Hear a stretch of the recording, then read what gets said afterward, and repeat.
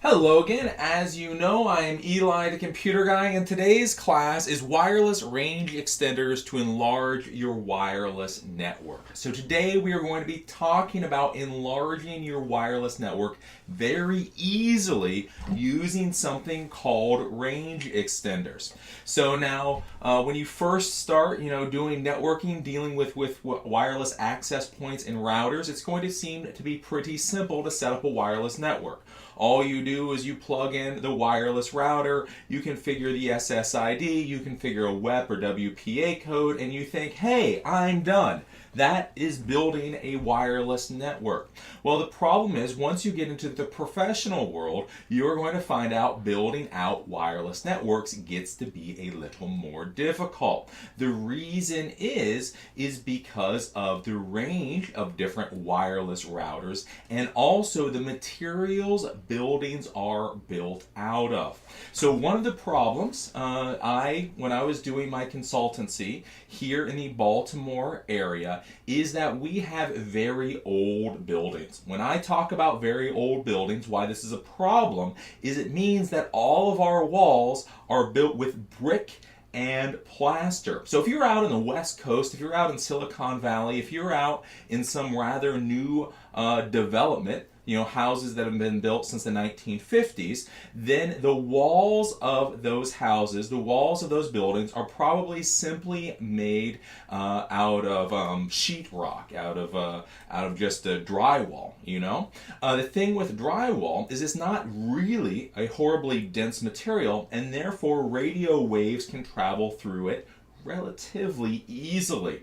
The problem is when you get to an area such as Baltimore, or you get to a place that has old cities, the walls of the buildings are built out of brick, they're built out of plaster, they're built out of hard, thick old wood, and radio waves don't travel through those materials as well. So the problem is you set up a wireless access point, or you set up a wireless router, and you may not be able to get to signals to the building the way that you think you should be able to. So I've seen this a lot here in the Baltimore area, where you will be able to send wireless signals 3 floors up or 3 floors down from where the wireless access point is, but you won't be able to send it to the next room. The reason is because the floors and ceilings are made out of wood, so the radio waves can go through that fairly easily, but the walls, again, are made out of brick, so when the radio waves try to go through that, it all just goes to hell. So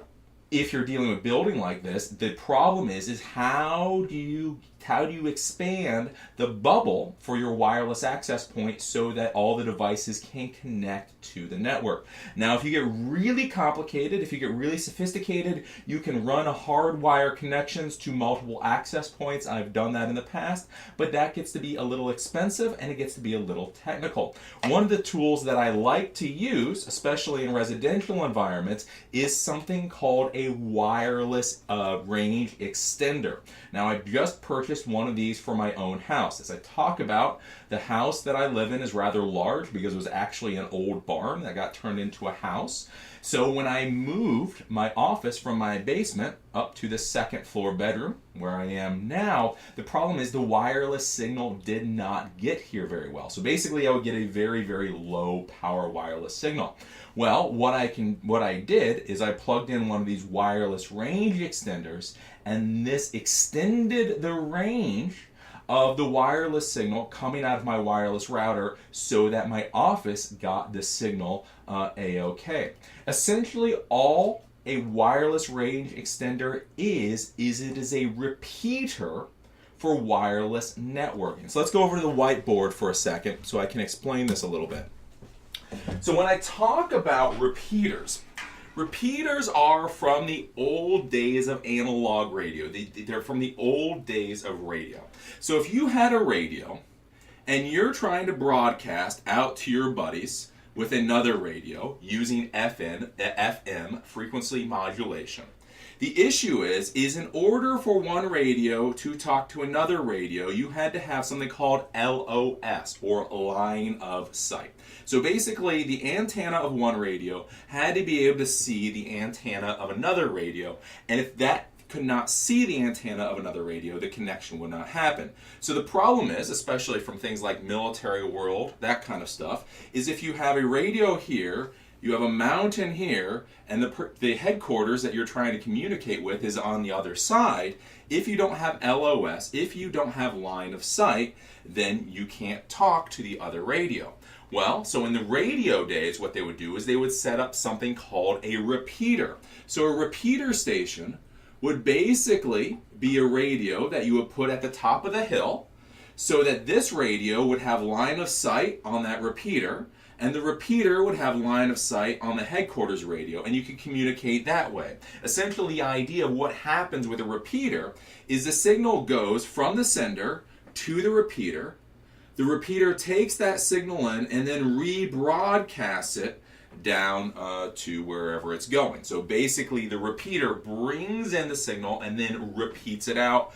When you get into radio communication, this repeater actually gets really cool, but we're not going into that today. We're just talking about the basic concept. So when I talk about a repeater, really we're talking about radios. So what they've done in the networking world is they've come up with these wireless range extenders that work a lot like that repeater. So if I'm here and I'm in my house, right? This is a horrible explanation, it's a horrible diagram of my house. And so in my basement here, I have my little wireless access point, and it broadcasts the signal out everywhere through the house. Well, the problem is where my office is here, so let's say my office is up here, and the wireless data is streaming out through the house. The problem is where I'm at, it has a pretty thick wall. So when the wireless signal hits that wall, when it comes out the other side, it's very weak. It can get through it, but it's very weak, and it's very difficult for my computers to be able to use that signal and communicate with that wireless access point. So what I can do is I can put a little wireless extender here, right by my room. That picks up the signal from the router, and then it rebroadcasts at full strength into my room so that my computers can then communicate with the wireless extender that then repeats the data down to the wireless access point, wireless router, and then out to the internet. So that's all these wireless extenders are. Again, they came from the world of repeaters, radio repeaters, and essentially that's all it is for the networking world. The signal comes out of your main wireless access point. The extender connects to that wireless access point wirelessly, and then it rebroadcasts the signal out. This is an absolutely fabulous thing because you can use it. Again, you can use it either if you're in a building that has very thick walls. It's a very easy way to increase the overall power of the wireless signal going out. So basically what you do is you go from where your wireless router is, you use your little laptop to move throughout the building until you see that the wireless signal starts dropping. Then you put one of these extenders there, and that extender basically increases the size of the wireless bubble. So you can use it for increasing the power within buildings, or if you have a larger facility, let's say a larger house, you may actually use it to extend the overall geographic area for this thing. Now these extenders are really easy to use once you understand that you need them. Basically all you do with this particular Linksys version, so this is the Linksys RE1000, you plug this into a wall, you then put in a CD into a computer that can wirelessly communicate with this thing, and then you follow the instructions. Basically all you do is you put the CD in, you follow the instructions, it asks you what wireless network do you want this thing to connect to, what WEP code you want to give it. You do that, and then that's all you do. This thing just stays plugged in all the time. There's no configurations, there's no IP addresses to remember. It just sits there. Every once in a while, you may have to unplug it and plug it back in just to reset it, because you have to do that with all electronic equipment. But there is no other fuss and muss. Very easy, very nice. Now I do have to say, I have used wireless repeaters for years. I've used Linksys wireless repeaters for years. And I can tell you, the old version of this wireless repeater was a horrible, awful pain in the butt. that was almost not worth the time to set up. It would drop the connections a lot. It was just a pain. It was one of those that I say is a money maker for my part, because I made a lot of money from clients calling and complaining because the thing wasn't working right. But this new version that they've come out with seems a lot more stable and does not have the same issues as the old one does. If you don't particularly like Linksys, these wireless range extenders are a standard type of technology. So you can go out, you can buy them from Netgear, or you can buy them from D-Link, or you can buy them from Belkin. Belkin's not too bad. But you can buy these from other manufacturers. But again, essentially all you do is you plug this in. As long as this can connect to a wireless signal, it will then repeat that wireless signal out. All of your computers can connect to it, and again, it works really, really great. These new ones actually have traffic prioritization built into them. They have MIMO, multiple in, multiple out. That means that they have multiple antennas in here so that they communicate better. These new ones are just really great devices. Also, one of the reasons that I purchased this particular one for my networking environment is because when I moved my office from the basement up here into the second floor office, one of the issues is that I cannot run network cable to this office. Again, you can see back, I have historic walls. This is an architectural marvel or something. And so I can't just drill through my walls willy-nilly and run cable 2 floors down. It would just be sad, and my wife would probably get into an argument with me. So I can't run cable in this house. What I like about this particular Linksys wireless range extender is that it actually has a network connection, a hardwired network connection for it. So you can use this like an access point also, where you plug this in, you connect it to the wireless network. I then run a network cable from this to a switch. I then plugged in all my hardwired servers to that switch, and now all of those hardwired computers are connected to the network just using this as the wireless access point. So that's one of the other nice things, one of the nice features you should look at is by having this ability to actually connect wired network computers to this. Again, it extends the range of your network. So that's all these little things are.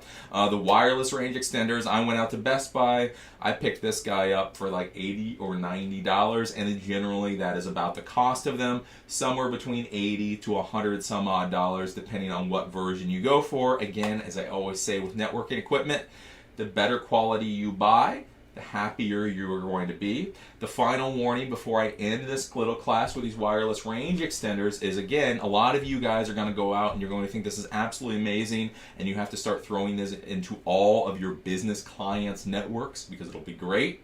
Again, this is a Linksys wireless range extender, which means this is a consumer level device. I probably would not be installing these in businesses. And if I was installing these in businesses, I would be installing them in small businesses. So if you had a business with an office of, let's say, 5 people, this thing should be able to handle that very well. If you're dealing with an office of, let's say, 20 people or 30 people, and you try to put one of these things in, I'm going to almost guarantee you that there are going to be issues with this. It's going to start acting flaky, the network's not going to be working right, and then it's just going to be bad for everybody. Again, whenever you're dealing with network environments for real businesses, real organizations, 20 people or above, buy real Cisco equipment. Not Cisco Linksys, buy Cisco equipment and build out the network properly. But otherwise, that's it. Again, wireless range extenders, all they do is they extend the range. You put this out, so you have your wireless access point, your wireless router. You figure out where the network signal starts to fade. You put one of those right there. This captures the network signal, and then it blasts it out again. It repeats it out. It's an incredibly good device, incredibly easy to use, and just a wonderful thing to have in your bag of tricks, especially if you're dealing with high-value commercial clients, because it just makes everybody happy. So with that, I am Eli, the computer guy. This is wireless range extenders to enlarge your wireless network.